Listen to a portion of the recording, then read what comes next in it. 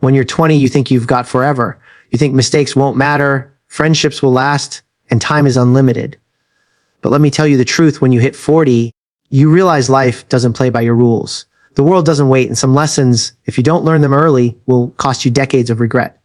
Today, I want to give you 14 brutal truths I wish someone had drilled into me at 20 because they would have saved me heartbreak, wasted years, and sleepless nights. Let's start with the first 6 that shaped my entire life. When you're 20, you wake up every morning feeling like the world is endless, like time is this bottomless well you can dip into whenever you please. You tell yourself you'll get serious later, you'll chase your dreams later, you'll fix those habits later. Later. But what no one tells you is that later comes faster than you think. One morning, you open your eyes and 20 years have passed. Suddenly, you're not the kid with unlimited tomorrows. You're the adult staring at the consequences of all those yesterdays you thought didn't matter. And that's when it hits you. Time has been moving forward whether you paid attention or not. At 20, I wasted hours like they were pennies. Scrolling, partying, letting days blend into nights without direction. I thought opportunity would wait. I thought success was something you stumbled into when the timing was right. But opportunity doesn't wait. Success doesn't just show up at your door. Every wasted hour, every excuse, every delay adds up like compound interest. By 40, you realize that the person you've become is not the result of a single grand choice. It's the product of thousands of tiny choices you made with your time. The brutal truth is, time is the only currency you never get back. You can make money, you can rebuild relationships, you can recover from setbacks. But the one thing you can't recover is a day that's already been lived. And that's why using your time wisely isn't just advice, it's survival. Think about this. At 20, you might spend 3 hours a night watching shows or gaming. 3 hours feels like nothing. But over a year, that's more than 1,000 hours. 1,000 hours could have built a new skill, launched a side hustle, written a book, built a body you're proud of, or deepened your relationships. But instead, it disappeared into thin air. And the scariest part is you don't feel the loss in the moment. It only catches up with you when you look back and realize all the things you could have done but didn't. And here's another truth: the older you get, the faster time feels. At 20, a year feels like forever. At 40, a year feels like a blink. That's not just perception. It's the weight of responsibility, the acceleration of life, the realization that decades can vanish without warning. And once you feel that weight, you can't help but look back and wonder, what if I had taken those years more seriously? What if I had used that time to build instead of drift? Now, this doesn't mean you can't enjoy your 20s. Life isn't about grinding so hard that you forget to live. But it does mean you need to recognize the difference between rest and waste. Rest refuels you. Waste drains you. Rest prepares you for the next step. Waste delays it. And too many of us confuse the two. We call our distractions self-care. But in reality, we're just running from the uncomfortable truth that we're not moving forward. What I wish someone had told me at 20 is that time is always asking you a question: what are you building with me? Because whether you answer or not, time keeps moving. You don't get to pause it. You don't get to rewind it. You only get to use it or lose it. And if you don't make that choice consciously, you've already chosen. At 40, I can look back and pinpoint the seasons where I wasted time, where I let opportunities pass, where I told myself I had forever. And those are the moments that sting the most. Not the failures, not the mistakes, the wasted time. Because failure teaches you. Mistakes shape you. But wasted time gives you nothing back. It just disappears, leaving behind only regret. So if you're 20 right now, don't make the mistake of believing you have endless time. You don't. The truth is, you have less than you think, and it's slipping away faster than you realize. Use it to build something that matters. Use it to create the life you want instead of waiting for it to show up. Because one day, you'll wake up at 40 and the question will echo in your mind: did I use my time well, or did I waste it? And trust me, you want the answer to be the first one. When you're 20, you feel unstoppable. You can run on 3 hours of sleep, eat fast food every night, skip the gym for weeks, and somehow your body still carries you through.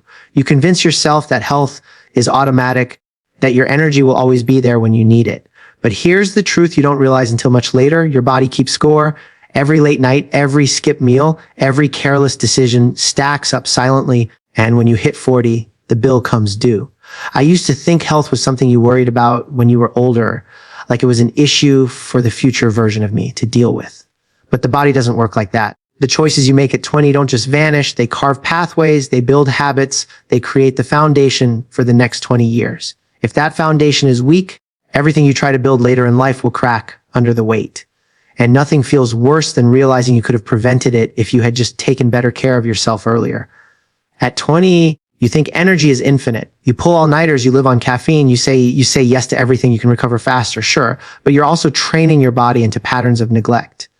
And the cruel reality is you don't notice the damage right away. The aches, the fatigue, the fog, they show up later. And by the time you feel it, you're already behind. Here's what I wish I understood. Your health is not just about how you look in the mirror. It's about the clarity of your mind, the sharpness of your focus, the strength of your body to carry you toward your goals. At 20, you might chase success, money, relationships. But at 40, you realize none of those mean anything if you don't have your health to enjoy them. A bigger bank account won't heal a broken body. More achievements won't make up for the fact that you're exhausted, overweight, or constantly stressed. Health is the foundation everything else rests on. And the simple things matter far more than we think. Drinking water, eating whole foods, moving your body every day, sleeping enough, these aren't luxuries, they're necessities. The problem is, when you're young, you don't respect them. You tell yourself you'll start later when things slow down, when life gets easier. But life doesn't slow down, it speeds up. And if you don't prioritize health now, it will force you to prioritize it later when the damage is harder to undo. Think about it like this. Your body is the only vehicle you'll ever have to move through this life. If you neglect it, if you fill it with garbage, if you never maintain it, it breaks down earlier. And once it breaks down, no amount of regret can turn back the clock. At 20, maintenance feels optional. At 40, maintenance is survival. And I know what you might be thinking. You don't have time. You don't have energy. You'll figure it out later. But let me tell you, every excuse today becomes a chain tomorrow. The person who doesn't have time to take a walk today becomes the person who spends hours in doctor's offices tomorrow. The person who doesn't have time to cook a meal today becomes the person who has no choice but to take medication tomorrow. You either pay with discipline now or you pay with regret later, but you will pay. The beauty of starting young is that you can build momentum. Habits compound just like interest.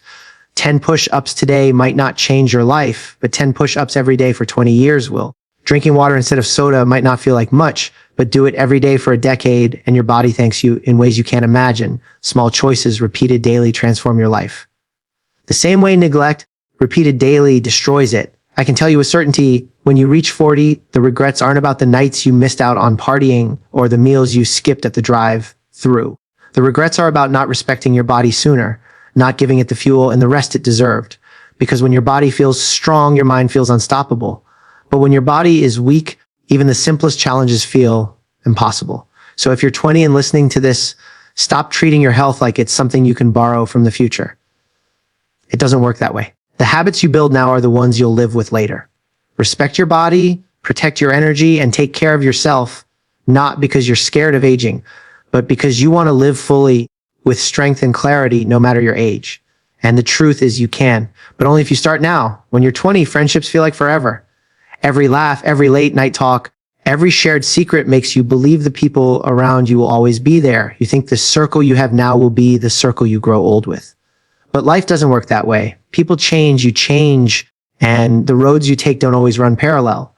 By the time you're 40, you realize one of the hardest truths: not everyone is meant to stay in your story, and that's okay. I used to fight against that truth. When someone started drifting away, I'd cling harder, trying to force what no longer fit. I thought loyalty meant holding on no matter what, even when the connection had already withered. But the truth is, loyalty doesn't mean chaining yourself to people who are walking in the opposite direction. It means honoring what you had without sacrificing who you're becoming. And that's a lesson I wish I had learned earlier. At 20, it's easy to confuse proximity with permanence. You hang out every day, you go through highs and lows together, and you assume that bond is unbreakable. But the reality is people are on their own journeys. Sometimes their growth takes them down paths that don't include you. Sometimes their values shift. Sometimes life simply pulls you apart. And if you spend your energy trying to drag someone back into your orbit, you not only exhaust yourself, you also slow down your own progress. One of the most painful things you realize as you get older is that not all friendships are built to last a lifetime. Some people come into your life for a season. They teach you something, they share a chapter, and then their role is complete. It doesn't mean the connection was fake. It doesn't mean the memories weren't real. It just means that chapter has closed, and trying to reopen it often does more harm than good. What I wish I knew at 20 is that letting people go doesn't mean you failed. It means you respect the natural rhythm of life. Friendships, like anything living, need room to breathe. Some grow with you, adapting as you evolve. Others wither when they can't keep up. And the worst mistake you can make is clinging to relationships that no longer serve either of you just because you're afraid of being alone. Because here's the thing, holding on to the wrong people makes it impossible to welcome the right ones. When your life is filled with relationships that drain you, you don't have space for the ones that inspire you. When you're stuck chasing people who don't care to stay, you miss out on those who are ready to walk beside you. Sometimes the best thing you can do is release your grip and trust that whoever is meant to stay will stay without force. By 40, you learn that true friendship isn't measured by how long you've known someone, but by how they show up when it counts. It's not about the number of contacts in your phone. It's about the handful of people you can call at midnight when your world is falling apart. And often, those aren't the same people you expect to be there. There's a brutal clarity that comes with age. You stop romanticizing the idea of forever and start valuing authenticity in the present. The friends who remain after the storms, the ones who celebrate your growth instead of resenting it, the ones who don't keep score but give freely, those are the people who matter. Everyone else, let them go with gratitude, not bitterness. I used to think losing people was a sign that I wasn't enough, that I had done something wrong. But now I understand it differently. Losing people is part of becoming who you're meant to be. It's a pruning process. Just like a tree has to shed branches to grow stronger, you sometimes have to shed relationships to become your fullest self. If you're 20 right now, cherish your friendships, love deeply, laugh loudly, but don't chain yourself to the illusion that everyone is meant to last forever. People come and go, and that's not a tragedy, it's life. What matters is carrying the lessons, the love, and the growth forward, and allowing space for new connections to find you. Because the ones who are truly meant for you will never need to be chased. They'll walk with you step for step, no matter how far the road goes. When you're 20, money feels like the prize. You think if you can just make enough of it, everything else will fall into place. You dream of fast cars, big houses, designer clothes, and the freedom to do whatever you want whenever you want. And in chasing that image, it's easy to confuse wealth with freedom. But by the time you're 40, you realize the brutal truth. Money isn't everything, but freedom is. And how you treat money in your 20s determines whether you get to taste that freedom later. When I was younger, I worked jobs just to keep up, just to buy the things that made me look successful. I thought success was about appearances. If people could see it, then it must be real. But what I didn't realize is that buying things I couldn't afford was the fastest way to chain myself to a life I didn't want. Debt isn't just numbers on a statement, it's shackles. And every decision I made to look rich at 20 kept me from being free at 40. The truth is, money in itself is neutral. It's just a tool. It can build or it can destroy depending on how you use it. If you spend your 20s chasing every shiny object, you'll waste decades digging yourself out of holes you could have avoided. But if you take those same years to build discipline, to live below your means, to invest in yourself and in assets that grow over time, you buy yourself the one thing most people never get: options. Freedom is waking up and deciding how to spend your day, not being forced into a job you hate just to pay bills. Freedom is being able to take care of your family, to travel, to pursue passions without the weight of financial stress crushing you. And that kind of freedom doesn't happen by accident. It happens because you chose to respect money instead of worship it. Here's the mistake so many make. They think more money will solve their problems. But more money without discipline just makes you broke at a higher level. I've seen people get raises, land big bonuses, even double their income, and still feel broke because every time their paycheck grew, their lifestyle grew faster. That's not freedom. That's a treadmill. You're running harder but going nowhere. What I wish someone had told me at 20 is that it's not about how much you make. It's about how much you keep and what you do with it. Learning to save, to invest, to say no to instant gratification. That's what separates the free from the trapped. And the earlier you start, the more powerful it becomes because time multiplies your decisions. $100 saved at 20 doesn't just stay 100. It grows, compounds, and works for you while you sleep. But 100 wasted on another night out, that's gone forever. Now, don't get me wrong. I'm not saying you shouldn't enjoy life when you're young. Joy matters. Experiences matter, but there's a difference between living fully and living recklessly.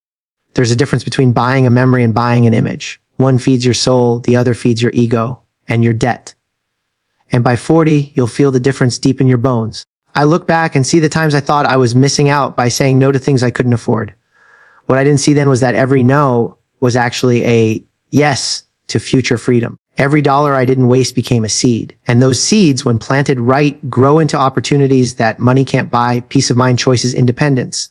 The irony is that at 20, we chase money thinking it will set us free. At 40, we realize it was never about money. It was about how we managed it. Because freedom isn't found in how much you earn. It's found in how little you need to depend on anyone else. That's the lesson I wish I had tattooed on my heart in my 20s, because it would have saved me years of struggle. So if you're 20 now, don't just chase money, learn to control it. Don't live to impress, live to progress. Don't waste years trading your time for things you don't even value tomorrow. Build wisely, build patiently, and remember, money isn't everything, but freedom is, and freedom is worth everything. When you're 20, failure feels like the end of the world. You mess up an exam, you lose a job, you get rejected, and suddenly you feel like your entire future has collapsed. It's as if one mistake defines you, as if one wrong turn means you'll never recover. So what do? You play it safe, you avoid risks, you settle for the predictable path because the idea of failing terrifies you. But what I've learned by 40 is this: failure is not the enemy. Fear is. Failure in its rawest form is just feedback. It's information. It's life showing you what doesn't work so you can move closer to what does. The pain of failure doesn't come from the fall itself. It comes from how you interpret it. If you see failure as proof you're not good enough, you'll shrink, you'll stop trying, and you'll trap yourself in mediocrity. But if you see it as a teacher, as a necessary part of growth, then every failure becomes a stepping stone to something greater. I can't count how many times in my 20s I held back because I was afraid of failing. Opportunities came, doors opened, but I hesitated. I told myself I wasn't ready, that the timing wasn't right, that I'd wait until I felt more confident. But deep down, I wasn't waiting for confidence. I was avoiding the possibility of failing. And do you know what that avoidance cost me? More than any failure ever could? Because failure hurts in the moment, but regret haunts you for years. Fear is what steals your dreams. Fear convinces you that safety is smarter than risk. Fear whispers that staying comfortable is better than stepping into the unknown. And the tragedy is, most people listen to it. They spend their lives protecting themselves from failure, only to realize later that what they were really protecting themselves from was growth, fulfillment, and the life they could have had. At 20, failure feels fatal. At 40, you realize failure is simply part of the process. Every person you admire, every success story you've ever heard is filled with failures behind the scenes. The only difference between them and the people who gave up is that they didn't let fear stop them. They failed, they learned, and they tried again. And eventually they succeeded. Not because they avoided failure, but because they walked through it. I think about the first time I truly failed at something big. I was embarrassed, humiliated, certain that everyone was judging me.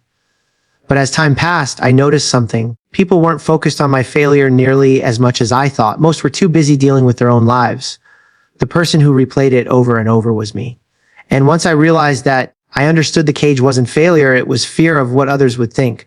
The truth is, most of the barriers in your life are not external. They're internal. Fear builds them, and you reinforce them every time you choose safety over risk. But when you push past fear, when you're willing to fail and still move forward, those barriers crumble. And on the other side is freedom, the freedom to try, to explore, to create without needing a guarantee. By 40, I've learned to measure life not by how often I failed, but by how often I dared, because failure means you tried. It means you stretched beyond your comfort zone. It means you lived. Playing it safe may protect you from embarrassment, but it also protects you from growth. And the bitter truth is, safety is the slowest path to regret. So if you're 20 and listening, don't waste your years running from failure. Fail boldly, fail often, and learn fast. Because every time you fail, you grow stronger. But every time you let fear hold you back, you shrink. And in the end, it's not the failures that will break your heart, it's the chances you never took. When you're 20, the need for approval runs deep. You want to be liked, to be accepted, to fit in with your peers, your colleagues, your family. You measure your worth through the eyes of others, waiting for them to validate your choices before you feel confident in them. Every like on social media feels like a win. Every compliment feels like proof you're on the right track, and every criticism cuts deeper than it should.